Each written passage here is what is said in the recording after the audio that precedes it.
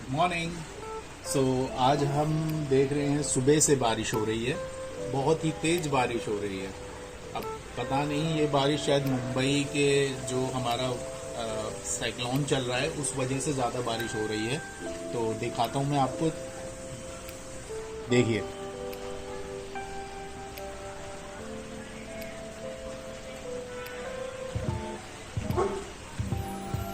बारिश ही बारिश। लेकिन इससे ये फ़ायदा ये भी हुआ है कि पेड़ पौधे जितने भी हैं, हमारे यहाँ कोई वॉश तो करता नहीं है, तो उस वजह से पेड़ पौधों में जितनी भी धूल लगी हुई है सब वो छट रही है धीरे धीरे। तो आज हम बनाते हैं इसी बारिश के मौके में पोहा, जो कि मैंने अभी अभी लॉकडाउन में सीखा है। तो आइए। पोहा बनाने के लिए सबसे पहले मैं आपको रेसिपी दिखा दूं कि क्या क्या चाहिए। ये है पोहा, जिसके बिना पोहा नहीं बन सकता। दूसरा है ये चने की दाल, जो कि मैंने रात को भिगा के रख दी थी, मैं आपको एक बार दिखा देता हूँ। और ये है मूंगफली और कड़ी पत्ता, पालक, मिर्च। और मैं आपको बता दूं ये तीनों चीज़ें नेचुरल हैं, क्योंकि ये मैंने अपनी छत पे ही उगाई हुई है। उसके साथ मैं आपको दिखा दूं टमाटर, शिमला मिर्च, प्याज, आलू।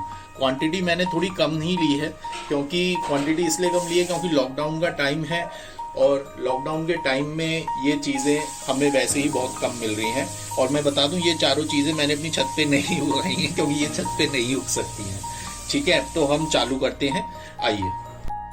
सो now I am start to cut the vegetables, जितना आता है।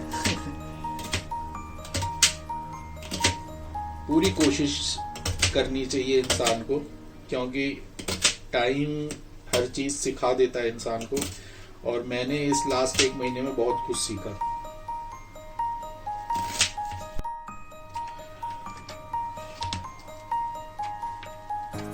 वेजिटेबल्स तो आप कैसे भी काट सकते हो, कोई शेप वेप, कोई हमें किसी चीज़ के नंबर नहीं मिलने। बस ये है कि जो आपका खाना हो वो सही से पका हुआ हो, टेस्टफुल हो, डिलीशियस हो। कहीं सामने खाने वाला ये ना कहे कि भाई शेप तो इसने अच्छे से काट दी, पकाया है नहीं। ये भी होता है। तो मेरे को जैसे आता है मैं वैसे ही काट रहा हूँ, जहाँ तक कि शेप भी मेरी अच्छी ही निकल रही है और खाना भी अच्छा ही पका हुआ बना हुआ। तो सबसे पहले पीनट्स हम थोड़े से फ्राई कर देते हैं ड्राई टाइप में।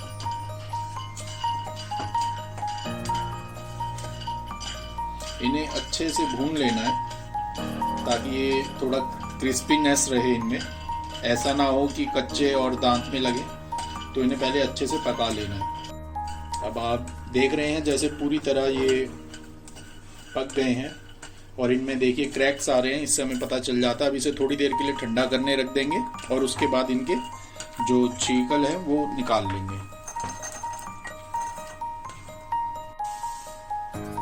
तो सरसों के दाने लेते हैं, लेकिन सरसों के दाने हैं नहीं, तो मैं अपने गांव का जखिया ले रहा हूँ।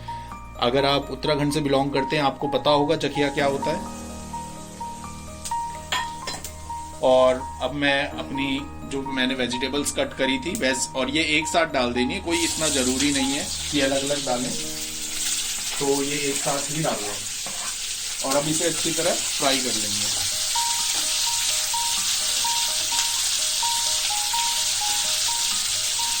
ध्यान रहे ये जले ना, तो इसे चलाते रहें।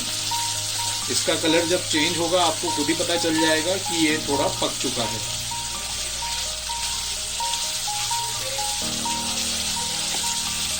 ये अब हम पका रहे हैं, इसे चलाते रहना है। मेहनत थोड़ी लगती है, लेकिन चलाते रहना है। और इसे चलाते रहना है, जैसे मैंने आपको बताया था। इसे पकने में थोड़ा टाइम लगेगा। इन बिटवीन मैं आपको इंग्रेडिएंट्स बता देता हूँ, जो मसाले मैं ले रहा हूँ। ये हो गया ब्राउन शुगर, वैसे आप कोई सी भी चीनी ले सकते हैं, मैं बेसिकली थोड़ा सा ब्राउन शुगर ही यूज़ करता हूँ। ये है आपका मसाला मैजिक, जो हम मैगी मसाला कहते हैं। ये है ब्लैक सॉल्ट, इसे रॉक सॉल्ट भी कह सकते हैं। ये है हमारा ब्लैक पेपर, काली मिर्च, टर्मरिक, हल्दी, रेड चिली, और ये है अमचूर। तो ये सारे इंग्रेडिएंट्स हैं जो कि आपके नॉर्मल भी घर में ये मसाले आपके होते ही हैं। तो ये आप सबको लेने हैं। तो इसे जब तक थोड़ा टाइम लगेगा पकने में, तो ये थोड़ा नॉर्मल उसमें अच्छे उसमें पक जाएगा। तो मैं इसे ढक के रख देता हूँ फिलहाल। और जैसे कि ये अब पक चुका है, लग रहा है पक चुका है। और इसको देख लो भाई, कैसे ये पता चलेगा तुम्हें पक गया है और सॉफ्ट हो गया। ये आलू है ना, इसको थोड़ा सा तोड़ के देख लेना।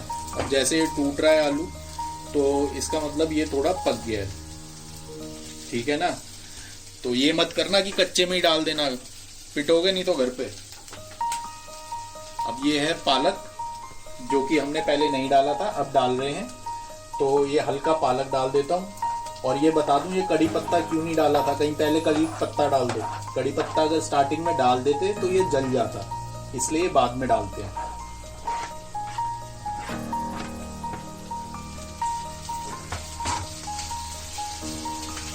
अब मैं डाल रहा हूं इसमें चने की दाल, जो कि भिगाई हुई थी कल से।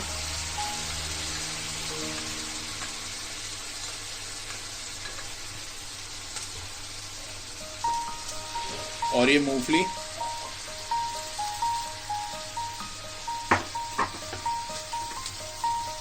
और अब ये मेरे बाकी के मसाले जो मैंने आपको दिखाया था इन बिटवीन, सारे डाल दूंगा एक साथ, क्योंकि इतना मेहनती भी नहीं हूं कि अलग अलग डालूं।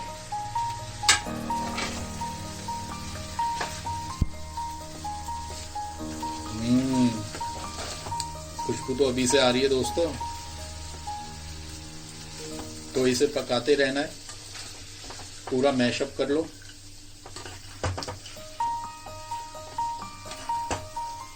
और ज्यादा शेफ बनने की जरूरत नहीं। कई लोग ऐसे उछाल उछाल के करते हैं, जो मैं भी करता था, लेकिन उससे गिरता बहुत है। फिर भाई सफाई भी खुद ही करनी है, तो इसलिए इंसान की तरह बना लो, हाथ से चला लो। तो अब इसे, जो आपका चिड़वा है, इसे 2-3 बार वॉश कर लेना है आपको, ठीक है। ये अच्छे से वॉश कर लेना है, ताकि कुछ इम्प्योरिटीज रही भी होंगी तो वो वॉश हो जाएंगी। ये ज़रूरी है, बिकॉज हेल्थ इज़ वेल्थ। और वॉश करने के बाद इसको इसमें डाल देंगे।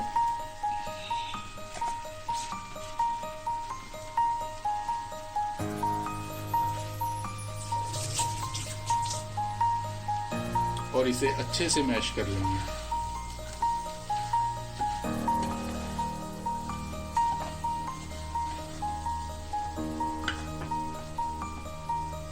मैं फिर बता रहा हूँ, आराम से हाथ से, अच्छे हाथ से मैश करना है। कहीं ये ना हो ज्यादा बहुत बड़े शेफ बन के उछाल उछाल के करो, इसलिए आराम आराम से करना है।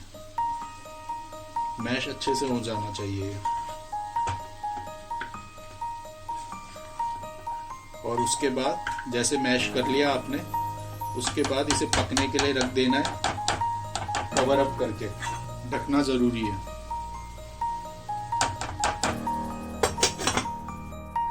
तो देखा कितना अच्छा बनाया। तो अब ये मैं रख देता हूँ साइड में, और अब है चाय बनाने की बारी। भाई बहुत काम है, अब मैं चाय बनाता हूँ। तो भाई चाय चढ़ा दी है।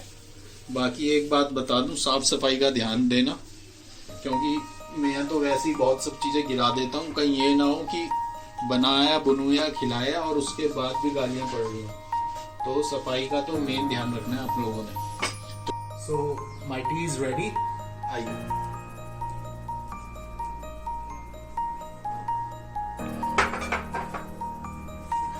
सो आई होप आपको मेरी रेसिपी पसंद आई होगी। आप भी अपने घर में बनाइए, अपनी वाइफ को खिलाइए, मम्मा को खिलाइए, पापा को खिलाइए, भैया को खिलाइए, और जरूर बताइए कि आपको रेसिपी कैसे अच्छी लगी। तो आई होप आपको मेरी ये रेसिपी पसंद आई होगी।